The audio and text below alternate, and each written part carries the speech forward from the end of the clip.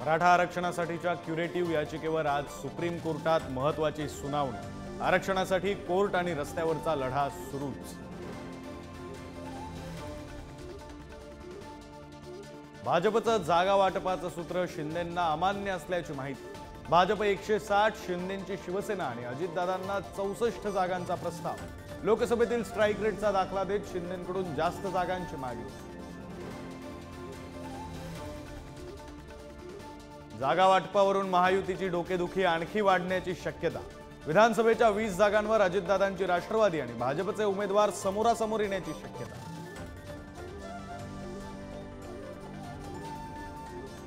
राष्ट्रवादी आणि शिवसेनेतील वादावरही आज सुप्रीम कोर्टात सुनावणी। विधानसभा अध्यक्षांच्या निर्णयाविरोधात ठाकरे पवारांची सुप्रीम कोर्टात धाव। आयोगाच्या निर्णयालाही विरोध।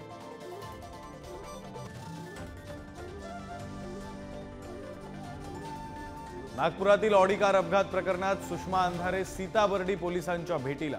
अपघातानंतर बावनकुळेंच्या मुलावर विरोधकांकडून टीकेची झोड। उपमुख्यमंत्री अजित पवारांची आज शेतकरी नेते रविकांत तुपकरांच्या शिष्टमंडळासोबत बैठक। शेतकऱ्यांच्या विविध प्रश्नांवर आणि अतिवृष्टीच्या नुकसान भरपाईवर चर्चा होणार। धारावी पुनर्विकास प्रकल्पाचं आज भूमिपूजन, तर धारावीकरांकडून भूमिपूजन उधळण्याचा इशारा। आजपासून साखळी उपोषणही करणार। मनसे अध्यक्ष राज ठाकरे आज विविध गणेश मंडळांना भेटी देणार। विधानसभेसाठी मनसेकडून जोरदार मोर्चे बांधणी।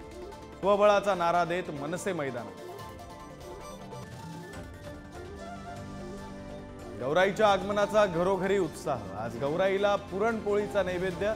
2 दिवसांच्या माहेरवाशिनींनी उद्या निरोप। गणेशोत्सवामुळे पैगंबर जयंतीच्या मिरवणुका मुस्लिम समाजानं पुढे ढकलल्या। मुंबई, धुळे, सांगलीत 16 ऐवजी 18 सप्टेंबरला निघणार मिरवणुका। गणेशोत्सवामुळे मुस्लिम समाजाचा समंजस निर्णय। गडचिरोली, गोंदिया, भंडाऱ्यात मुसळधार पाऊस। मुसळधार पावसामुळे भंडारा, गोंदियातील शाळा कॉलेजला आज सुट्टी। नदीकाठच्या गावांना सतर्कतेचा इशारा, तर पुरात वाहून गेलेल्या व्यक्तींचा 36 तास झाडावर मुक्काम। राज्यातील बीबीए, बीसीए, बीबीएम आणि बीएमएस अभ्यासक्रमांच्या प्रवेशासाठी यंदापासून सीईटी। विद्यार्थ्यांना सीईटीमुळे प्रवेश प्रक्रिया संथ होण्याची भीती।